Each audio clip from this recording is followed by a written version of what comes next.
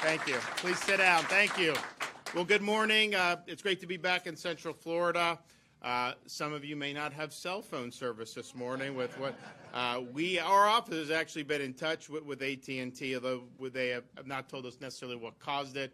They are working to put people back online, and I don't know if any of you've gone back online. They are focusing a lot on emergency services, and if somebody does not have cell and they can't make a call and they do need emergency text message, if you can get on a data, that is something that is being received from emergency. So they're really working there, and then law enforcement, and then hopefully get everybody else back online. But I mean, it's like you think about just your daily life, like having like cell. It's like imagine if we had like an EMP attack or something like that, what would end up happening in this country? So it's not necessarily a good thought, because you think you're just so naturally reliant on having cell service. If you're in the car, you need to figure out where you're going to go, all this other stuff. So it's a little bit jarring to think about the implications if something like that happened on a much grander scale.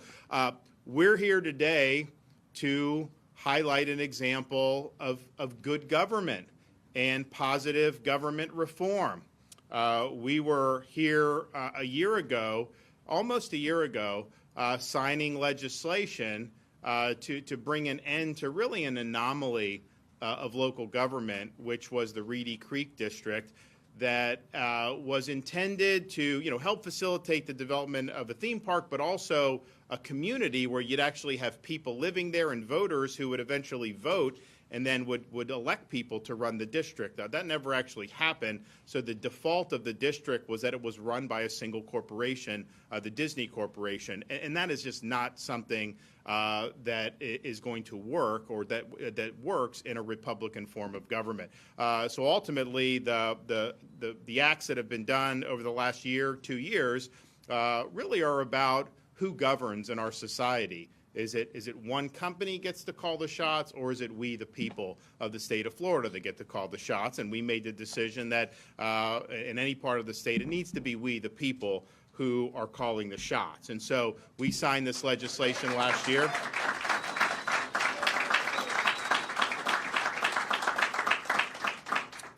We signed the legislation last year, and as I mentioned, I mean, having development districts, that happens all the time, not just in Florida, but in other parts of the country. And there's nothing inherently wrong with that. I think this one, when it was done in 1967, that was prior to our current state's constitution, which was ratified in 1968. And it really provided unprecedented authority, partially to be able to streamline the development of the theme park, which was probably effective, and maybe that was one of the reasons ultimately why the company decided to come to Central Florida.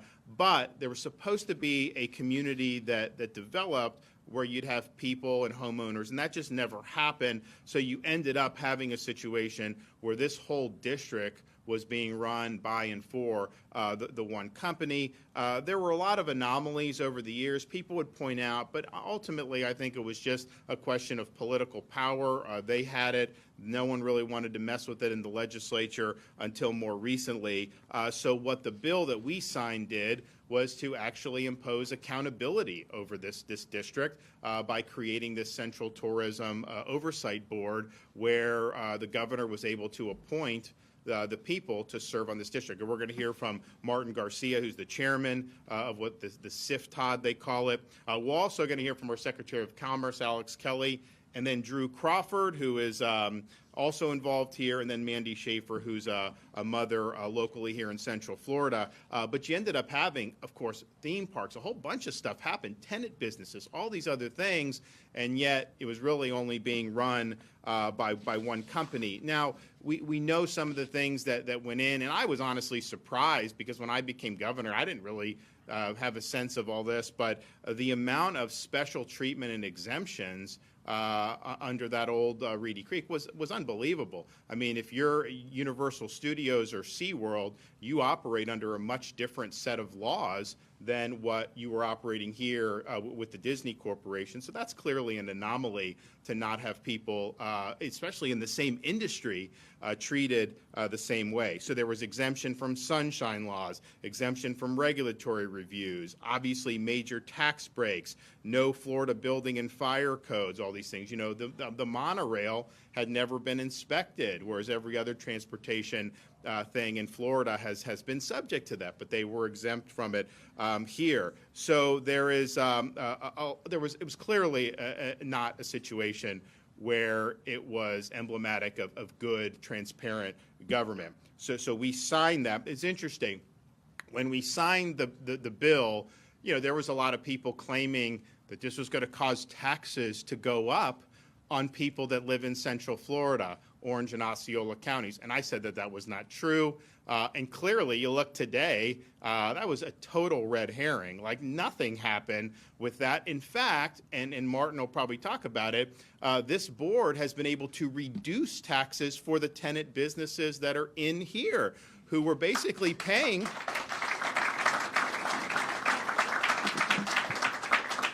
they were basically paying to subsidize the company, so a 7% cut in property tax. But that was one thing people were saying. The other thing they were saying is, well, this Reedy Creek district has racked up municipal debt, and they had done that. I think it was about $700 million in unsecured municipal debt. They had utility bonds. It was close to $1 billion, maybe over $1 billion, with all told. First of all, that has not been passed on to anybody else. So that is here in this district, with of course the company being the major taxpayer that will pay that down. But if the district were to be dissolved tomorrow, they have enough assets here where they would be able to sell and do that. So that was another total red herring that they tried to do. So none of that stuff ended up happening. But what has happened is a lot of things designed to have good government. So they conducted a big audit about what had gone on over these more than 5 decades. They had nationally recognized experts come in finance, accounting, governance, urban planning, you name it, and they have made a lot of findings about things that had happened. And some of the things that had happened, I think it's been reported now that there were all these benefits that were given from the company to the people that were running or involved with the district, which is clearly creates a conflict of interest, and it would not be acceptable if you were on a city council somewhere to be getting that. But, you know, a lot of what happened was it's just human nature. When there's no accountability, of course this stuff's going to happen. Our founding fathers understood that. That's why they believed in checks and balances. That's why they believed that government needed to be accountable. When you have opaqueness, no transparency, and basically one private company calling the shots, of course you're going to have things like this. So this is not anything unique to Disney. I think anybody in this situation, you would have seen a lot of these things happen. It's just basic human nature that does. So this audit really identified a lot of different problems that are being addressed, and I think it's something, and I'm sure some of our speakers will talk a little bit more about it, but it just shows that this arrangement was problematic, and it was not similar to anything else that we have in the state of Florida, not even close in terms of what we have. So they've been able to take action to remedy a lot of this stuff. It's interesting. One of the things, I think there was a frustration because if you wanted to do business with the district, like maybe you were a business in Osceola County or Orange County and you wanted to offer services, you really didn't have a competitive bidding process where you could offer services. There was the company had certain preferred vendors and you were either on it or you're not. So since the board has taken over, they've opened it up. And guess what? You now have businesses locally here who are competing for and actually earning contracts to be able to do work here.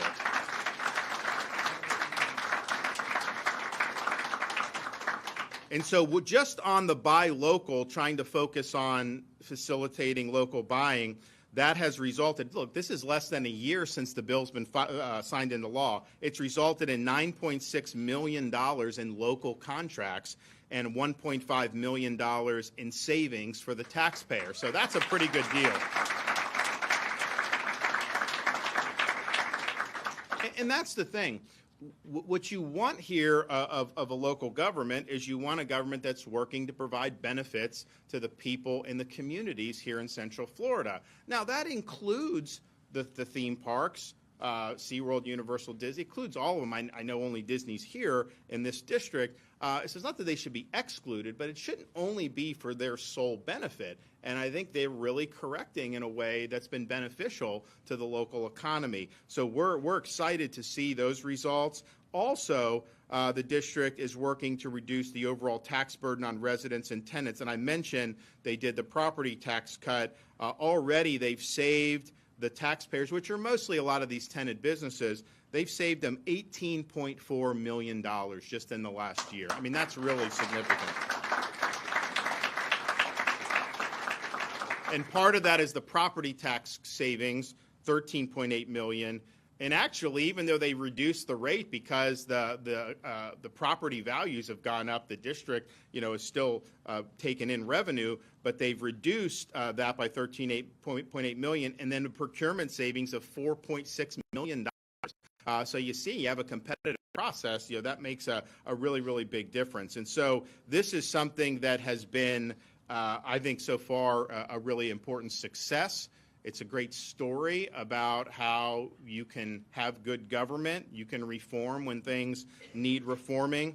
They've also done other things like abolishing the DEI that had been mandated by the district. That's discriminatory. That's wrong. And so they stepped up and did that. So all in all, I think you look back, it's been less than a year, and you see a lot of the progress that's been made. It clearly has defied the pundits and the conventional wisdom and all the narratives that people tried to spin. And ultimately, it's a result that, you now have a local government here with this district that is functioning in ways that are much more transparent, much more accountable, and ultimately much more beneficial to the people who live and work in Central Florida. And so that is a win for not just the people in this region, but it's a win for the entire state of Florida. So I thank everybody that's been involved in this.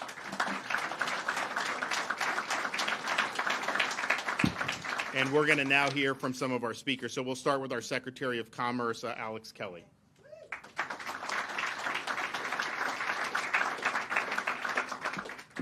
Well, Governor, thank you so much. And as you noted, it was almost a year ago. You signed the bill. It was February 27th, so just a few days away.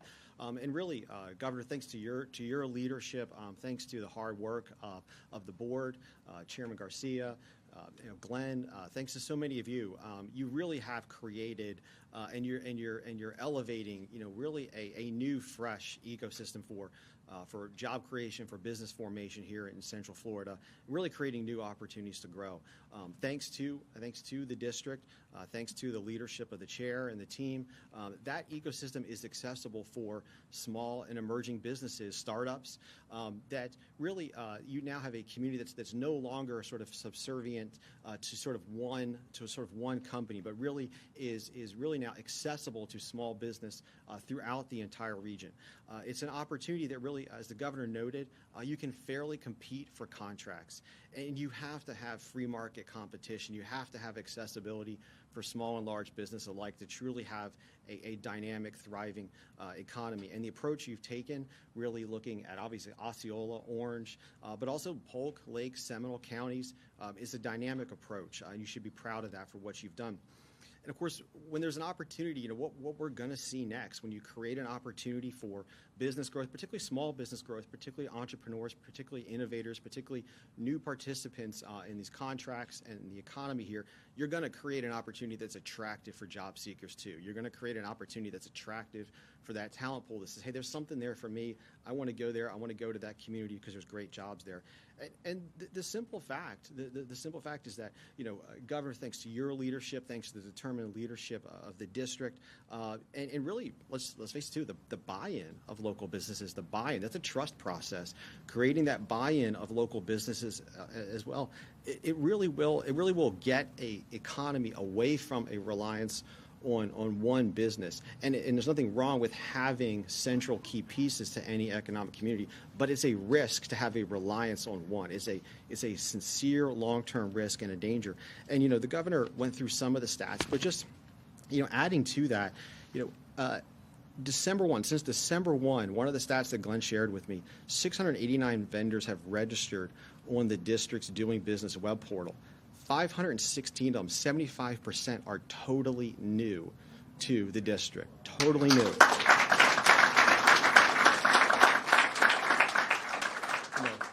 And along with the millage rollback, as the governor pointed out, you've created an environment that is friendly to business and industry. Business believe they can participate. That only happens if you've created that trust and that confidence.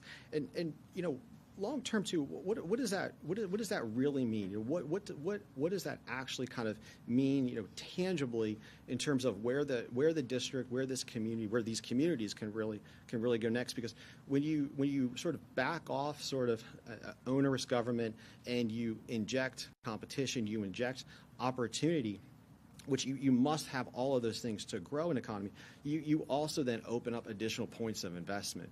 Because from a state perspective, selfishly, a Florida commerce perspective, we have programs and tools to invest in businesses and communities to help them grow, to help inject opportunity into a community. And the private sector obviously does as well. And so you increase that ability to leverage outside investment in the communities around the district. I think back actually to a conversation. I remember this conversation. It was last June. The governor just appointed me to the job, and I was talking with Glenn. Glenn, I think you had been here maybe about a month, and we were just talking through what kind of different programs and tools the state has. And we were talking about small business. I think you'd maybe been on the job maybe a few weeks longer than me, but you said, you wouldn't believe it. There's not really an apparatus here to elevate small business. There's not really an apparatus here to give small business a point of entry. And last year, through our department, through the governor's leadership, we moved out the door over $130 million in small business loans, venture capital tools. There were no participants in this area. There were none. And that cannot be. That should not be. There should be exciting opportunities for entrepreneurs, young businesses, startups to take advantage of that. So those are the kinds of points where, as you work, as you build out opportunity for business and industry, and obviously then the people who are going to get hired by business and industry, you create opportunities then for future investment in workforce, in businesses, in infrastructure. To that end, I just, again, want to congratulate you. For those of you who work here in the district, you should be so proud. Change is not easy, but you've done it. You've worked hard. You blocked out the noise. You just did the work, and you're truly, really changing lives in terms of job seekers and job creators. So just on behalf of the department and Governor, thank you for your leadership in this regard. We're just looking forward to continuing to partner with you and growing those opportunities. And so with that, I'll turn it over to Chairman Garcia. All right.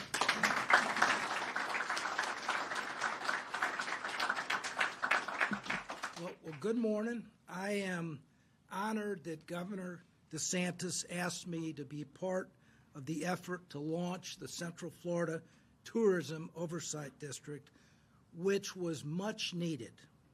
The former entity, the Reedy Creek Improvement District, which reigned for 56 years, was arguably the most egregious example of corporate cronyism in the history of modern America. Now, before the governor's bold reform actions, the situation before and after is striking. And I don't want to review with you before the old Reedy Creek Act and after what's happened since the governor had the bold courage to sign the new legislation.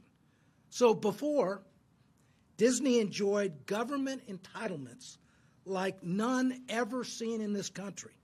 Shockingly, for more than a half century, the Reedy Creek Improvement District, a government agency, was essentially operated by corporate Disney.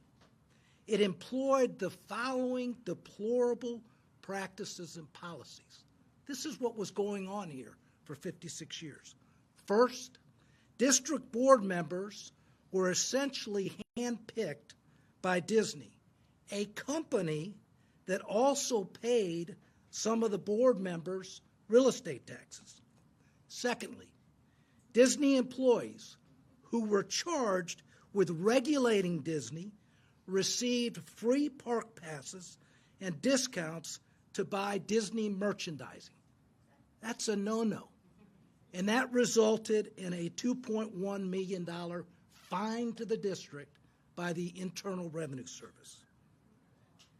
Thirdly, government contracts were given to Disney preferred vendors, which you just heard about, rather than awarded fairly through competitive bidding to the many small businesses in Central Florida that deserve an opportunity to work here. Fourthly, and the governor mentioned this, tax dollars were spent exclusively for the benefit of Disney properties. And Disney, unlike any other business in Central Florida, paid no impact fees. Paid no impact fees, like everyone else. Disney's assets, private company to government agency, think about that. Disney assets were sold to the district under questionable circumstances. And then finally, and this is something that our board is working on because it requires the utilization of experts, urban planning strategies were adopted that exclusively benefited Disney to the detriment of the rest of Orange and Osceola County. Do you wonder why you sit in traffic on I-4 an inch along, and the minute you get in the district, there's no traffic? This district has impacted Orange and Osceola County, but hadn't paid the impact fees so that the counties outside of the district could provide the services and the infrastructure that was necessary for all of the residents of Central Florida. Now let's talk about after the governor took action, okay?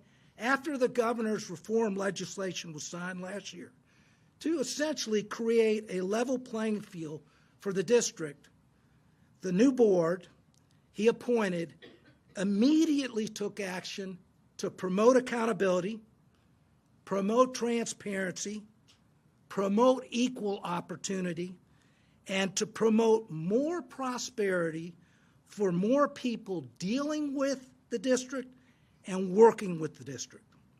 So instead of acting as a corporate subsidiary for Disney, our board now operates as an independent government agency for all of the citizens of the state of Florida.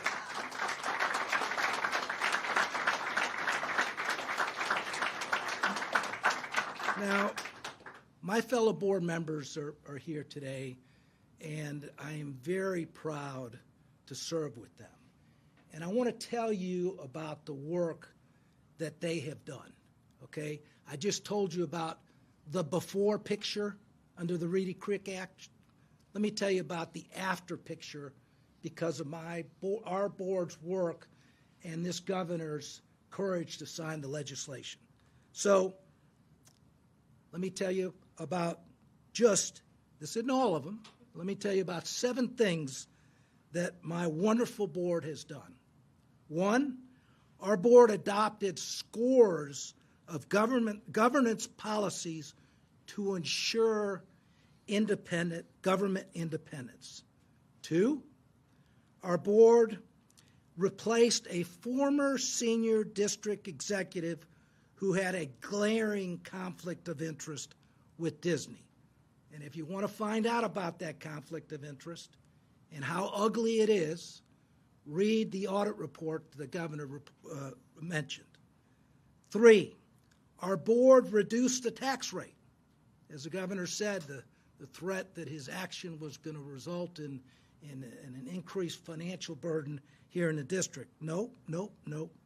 Our board reduced the tax rate in the district while at the same time investing in important infrastructure so this district continues to be successful.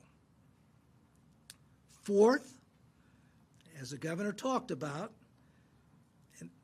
our board adopted a procurement policy that for the first time in 56 years, affords equal opportunities to every business in Central Florida, big and small, and as the governor indicated, it resulted in a meaningful savings of procurement costs to the district.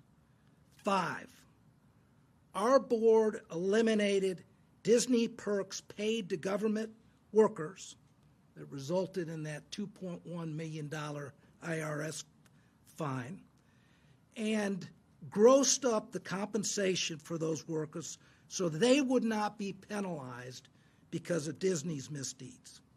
6, our board approved a collective bargaining agreement with the district's firefighters, a negotiation that had been stalled for 5 years under the old board. And then finally, our board has hired, as the governor mentioned, has hired several of the nation's leading independent experts to advise the board on how to improve the district's financial, operational, and urban planning strategies going forward. And so, look, I am very proud of the reforms that our board has implemented in just 12 short months. I am deeply grateful to the governor for his courage to right the wrongs that persisted here for decades. The district now has a much more just culture and a much brighter future. There is a lot more work to do to fulfill the wishes of the people of Florida under the legislation that the governor signed. And I can promise you, on behalf of my board, that we will continue to reform the district for the benefit of all of its constituents. Thank you. All right, Drew. Well, thank you, Governor. Thank you, everybody. Good morning. My name is Drew Crawford. I'm an attorney from Polk County. I stand before you today primarily because I am the example of what the Buy Local Now program that's been implemented here in the district and what it can mean for our economy. Let me tell you a little bit about myself and my law firm, and I think you'll understand. So I'm a board-certified city, county, and local government attorney. I represent mainly cities. You probably never met me because I'm down in Polk County. My law firm, Boswell and Dunlap, was started in 1900 in Bartow. And we provided legal services to the Polk County community and area governments in that county for over a century. And what's interesting about that, we have a lot of experience that we can bring to bear. We don't advertise. We don't go out and seek work. But what we do when clients need us, and the only way they tell us that they need us is that they put out an advertisement that says, hey, we would like for you to bid on this work. We respond to that, and we are happy to have those clients, and we have a list of significant public sector innovators, such as City of Winter Haven, such as Polk State College, such as the Polk County School District, and we're happy to add CFTOD to the list. And I can't tell thanks enough to the governor, thanks enough to the chair, thanks to the district administrator, the members of the Board of Supervisors for that opportunity. So a little bit more about me. I am, as I mentioned, I was a board-certified city, county, local government attorney. I've spent 19 years in municipal law. I've spent 13 as a local government administrative magistrate, handling code enforcement disputes and resolving matters in favor or against just the governments or the folks who appear. And those, I've been asked by by CFTOD to come in and be the local government magistrate here. And so what does that mean? That means that I'm supposed to do fair, expedient, impartial evaluations, administrative resolutions of building, fire, real property maintenance related matters. And I think the most interesting thing is, this kind of goes to what you were saying, Mr. Chairman, I don't believe there was a code enforcement program here in the district prior to this year. So this way we can, the reason why that's important is that like a court, right? A code enforcement magistrate provides a fair, open public forum for resolving these kinds of disputes. But what it really does is it creates transparency. It improves the collective accountability of property owners to each other and tenants and to property owners, so that you lift, like a rising tide lifts all boats. The properties are maintained to the standards that are created. but it increases the public's confidence that local government, which is the one closest to the people, and the civil inspection teams that are employed by local government are accurate, courteous, responsive, and responsible. And that's exactly what I believe that this board is doing. And Governor, again, I thank you for the opportunity to do that. My last thing I want to say, I think it's important too. Administrator Gilzane, I want to thank you and your staff for the bidding process. As somebody who engages in advising local governments on bidding, I got to tell you that your team and the process here that you have implemented in the district has been excellent. It's been wonderful and very professional, and I hold it out as an example for others to follow. So yeah, thank you. So thank you. Thank you very much. Thank you. Okay, Mandy.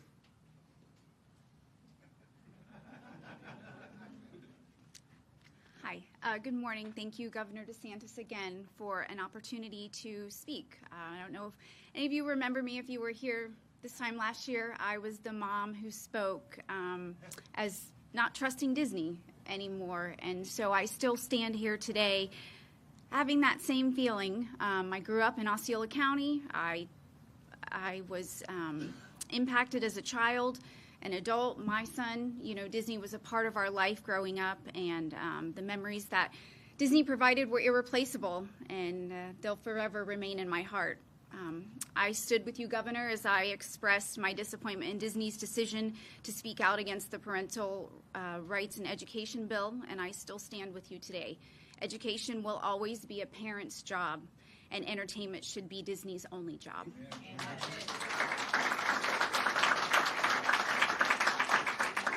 I fervently believe Disney should not have picked this fight. The moral standards of our nation everywhere today are being challenged and compromised. And as a parent, it appalls me that our children are constantly bombarded with immorality and immoral messaging that at home I'm trying to teach my son the right thing to do. So this mama bear will continue to remain in the ring and fight for my child or any child that's impacted by the woke ideologies that are robbing our family traditions. I will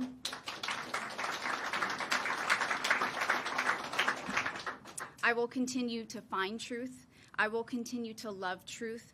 I will continue to speak truth, and I will continue to defend truth.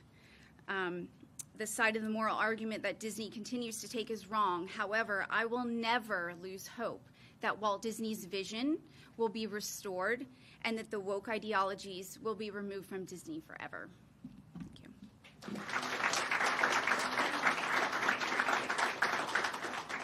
And so we've obviously there was a lot of fanfare last year when Disney filed suit in federal district court against the state of Florida over what the legislature did to create this Central Florida Tourism Oversight District.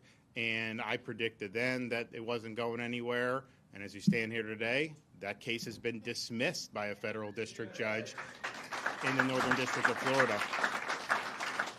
And I know they said they're going to appeal. The reality is they don't have a basis for this case. Clearly, the Florida legislature has the right to reform a local government structure, one that had all these problems, and now look at where we are. So clearly, they have the right to do it. But it's also the case of what would your relief be? A court's going to order that the old district be restored? I mean, give me a break. There's no court that is not going to happen. So, my view has been that once we sign this into law, made the appointments, we had basically moved on because I knew the case was going to get dismissed, and I knew that the board would be able to reform the way this has gone, and that's exactly what's happened. We also had the issue of prior to this legislation taking effect, Disney tried to enact with Reedy Creek these restrictive covenants to effectively lock in their self-governing ability over the district, irrespective of the will of the legislature. And that was really a slap in the face to the people of Florida, because the first bill we did was in 2022. People said, the Central Florida folks, the voters, are not going to like that you're holding Disney accountable. And what ended up happening, I was the first Republican in like 20 years to win Osceola County, which is where most Disney employees live. So it was a total. And so if you look at the Central Florida results, like this was an issue in that election. Clearly, we won going away. And so then when this bill, the HB, the special session bill came, we had major majorities in the legislature supported this. Like there was no question that where the people were going on this, and then for them to try to undercut that. So that hasn't worked. We have a declaratory action just to make but I mean, basically the district is operating as if those covenants are null and void, because they are. But that was really an underhanded thing, and so that, I think, is something that has also gone by the wayside. So we're now in a position where we have an opportunity to continue these reforms that are going to be good for people in the Central Florida community, good for the state of Florida, and there's a lot of opportunities here. I mean, I know we have, Universal is going to do the Epic is coming, I guess, in 2025. There's a lot that's been rumored maybe for Disney to do things. And I think that we want everyone to be successful, but we need government to be transparent. We need it to be accountable, and we need it to answer to we the people, not to one single company. And that's what we've done. All right. Anybody back there? Yes.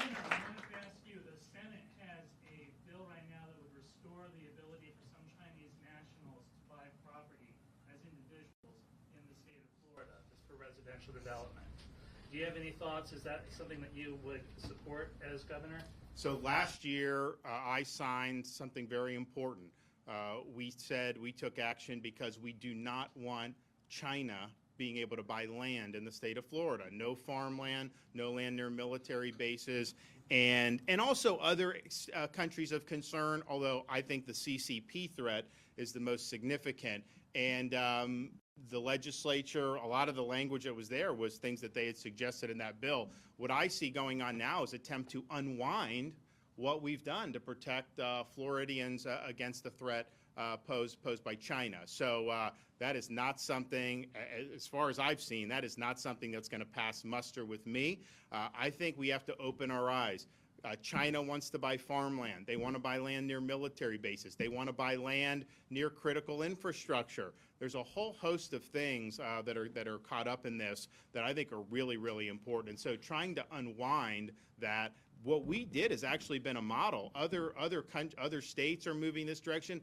We already survived in federal district court, and I know the appeals court said some of the people that had these transactions prior to the bill taking effect. But going forward, we think it's good. I'm not saying it's perfect, but I think what they're trying to do is unwind what we did, and I'm going to stand firm for what we've already done.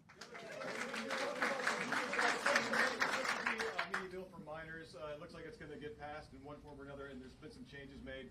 Do you support the changes that have been made for, and do you still? It's still under negotiation. We're working. I understand it's important to the speaker. I tell all the legislative leaders, I want you guys to be helpful. I mean, I want you guys to be successful. So if something's important to you, I want to try to get it done. But I also think that there are legitimate issues that got to be worked out in that. And I'm somebody that looks at it and says, okay, 13 and under, federal law already says you can't have a social media account. That's not really enforced by the federal government, and I'm fine with saying let's have enforcement. As you get into 14 and 15, I think it's harmful for them to be on some of those platforms that have certain functionality that is addictive. I agree with that, but I also believe that parents need to have a role in this. So we're working to make sure that there's a role for parent. You can say it's disfavored or not allowed for 14, 15, but a parent has the right to opt in if they think, because as much as I think it's harmful to have people on these social media platforms for 5 or 6 hours a day, a parent can supervise a kid to use it more sparingly. And so we can't say 100% of the uses are bad, because it's not. And I'm a critic of social media, but I have to look at this from a parent's perspective. So we're working through those. I don't think it's there yet.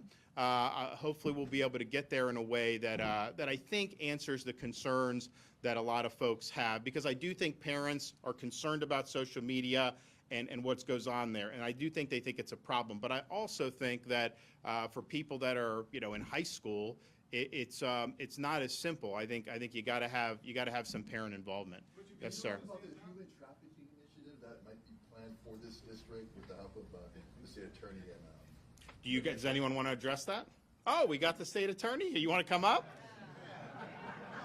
Go on, the floor is yours, man. You want to do?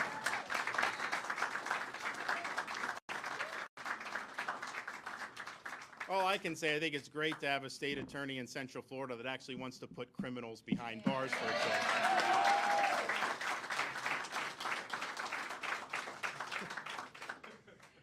As for the human trafficking effort, we're working together with the director as well as with MBI and the sheriff's offices locally here to probably try to put something together here to combat a very serious problem that we have here in Central Florida.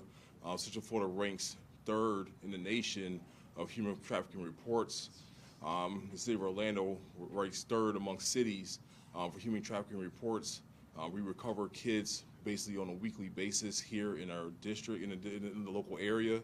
And it's a problem because we are in a position that we are usually in a retroactive or proactive type situation. We are trying to now take the fight to these traffickers. They are slavers, all right? That's what they are. They slave. They slave our children. They slave like people into work. They slave people into sexual commercial acts. And we want to put an end to that here in Central Florida. And there was no tolerance for that.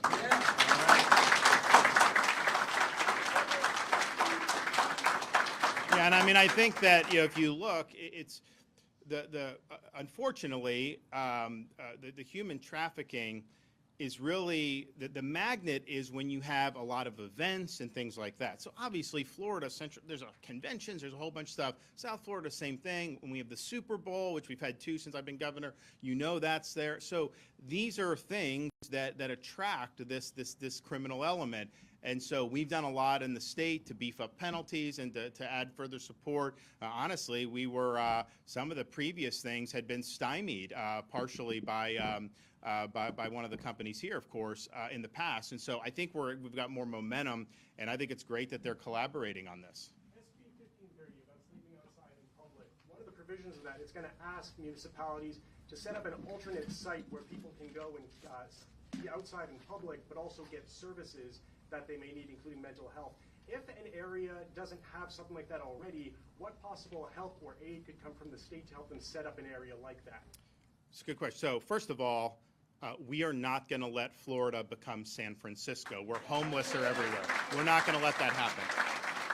And honestly, if you look in LA, some of these places, that is not compassionate. That is false compassion to say that people can sleep everywhere, harass people coming by, use drugs, open-air drug markets, and all this stuff. That is a society in decline when that becomes the norm. So we're going to be very clear. Now, look, we don't have the same problems at those levels, but especially when you have municipalities where you may have leadership that has a different philosophical bent that I think most Floridians would have on this, there's a danger that there could be something that could explode in one of our cities in Florida. So I think what the bill's trying to do, and I support this, is limit local governments from allowing this sleeping in public. You don't want the homeless intruding on quality of life, on public safety, and on businesses and the economy. And so that has got to be the firm line that you have. Now, I think most people agree with that. What courts have said, and I'm not sure that this is the proper interpretation of the Constitution, but I think this started, during the Warren Court, where they just kind of made it up as they went along, so why not, right? But I think what they said is if you ban sleeping in public on the streets and on the sidewalks, that was unconstitutional unless there was some place to go. So and I think Orlando had something that got approved by the 11th Circuit because they had a shelter where there was still space available. So the court said, well, no, you can remove them off the street if there's shelter. So I think what the bill's trying to do is say hard and fast rule. No campments, none of this stuff in public. the average citizen should never be intruded upon because of homeless. And then you did. But then what do you have to do to make sure it survives judicial scrutiny? You got to have sheltering ability. And then if they want to set up some of these sites, it can't just be some site that is like Sodom and Gomorrah, where they're using drugs and doing all this stuff. It needs to be a situation where help is available. So would I be willing to help with things like mental health? I would be willing to do that from the state level. Because if you look at some of the homeless, it's not just, oh, they need an apartment. You can take some of these people in San Francisco, put them in an apartment, and that doesn't solve the problem, because the homelessness is a symptom of the underlying mental illness that they're suffering from. It's not the cause. So yes, I'd be willing to help with that at the state level. I think that that's important. I don't think it would be something that most communities would need. I think there'd probably be a handful where we would want to make sure that this thing doesn't go sideways, because I can tell you, I mean, you guys probably know, you have people that have moved to Florida in large numbers. We've always attracted people, but particularly over the last 3 or 4 years, you've had people, yes, they were fleeing some of the COVID mandates, yes, some of this, the taxes, but the public safety has been a huge issue. And yes, part of it is you have these prosecutors who wouldn't prosecute, you have police that weren't supported in these areas and weren't able to do their job.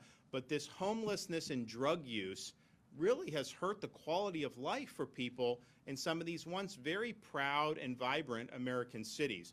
So I think that legislation is saying we're not going to let that happen in Florida, and we're willing to take whatever remedial that we have to do to make sure it passes judicial scrutiny going forward. But ultimately, I think the mental health component of this is really, really good. And so the question is, like a San Francisco, their view is they want to facilitate more of this. And of course, you're getting more of it. I think ours, we want to discourage this, and we want people to get on their feet. But at a minimum, we cannot have a family feel unsafe just walking down the street of some place in Orlando or Miami Beach or wherever, because there's a massive homeless encampment that's intruded on day-to-day life. What's that? Orange County Commissioners back in October approved a special district for Universal and its Epic Universe, a special taxing district, just like we're dealing with. Well, but I said at the beginning, so there are a lot of districts in Florida, the development districts. When they build subdivisions, they'll do CDDs. So it's not a question of a special district. I think if you look the districts prior to 1968, when Florida's current constitution was ratified, Reedy Creek was one of those because it was 67. They were given authority that would be unconstitutional under the current constitution. So when they're doing these things, there's a valid use for it, but it is not going to be something where the corporation takes over the entire local government and is able to do some of the things that Martin pointed out. The reason that happened was because of the it's a combination of the extraordinary authority that the Florida legislature gave to Reedy Creek, and then the fact that Disney did not go forward with building the residential communities. Because if they had built a big residential community, Reedy Creek, you would have had to elect councilmen and mayors, and you would have had, the voters would have decided, and the audit goes through this, but I mean, Disney, like, they were very devious with how they did this. They would literally, they would control the few number of people who actually live there, and it was all at their courtesy. And as soon as your term for, you'd vote, you'd get elected, and then they'd kick you out when your term was over, and they'd cycle more. I mean, you talk about rigging the system. Man, this was rigged. I mean, it was unbelievable. So, but bottom line is there are absolutely legitimate uses for special districts. I would say the ones post-1968, I've not seen any of them that have been even close to what Disney has had. There were some prior to 68 that were just not as significant in the overall scheme of things, that had some stuff. I mean, Reedy Creek had a provision for extraterritorial eminent domain. So you look at that Reedy Creek map, they could obviously they controlled that. They could eminent domain outside of the district's boundaries. I remember I was at an event, I think, when one of the salvos of this had happened, and the whole Reedy Creek thing was up in the air, and we were right across the border at somebody's house, and they're like, yeah, there's Reedy Creek. I was like, unless we go through with these changes, they can seize your house for eminent domain. You can do that. I mean, imagine the power of that, to have one corporation be able to seize property outside of this district, I mean, unbelievable and unprecedented. All right, guys, this is a good story, a good example of good government. Thank you.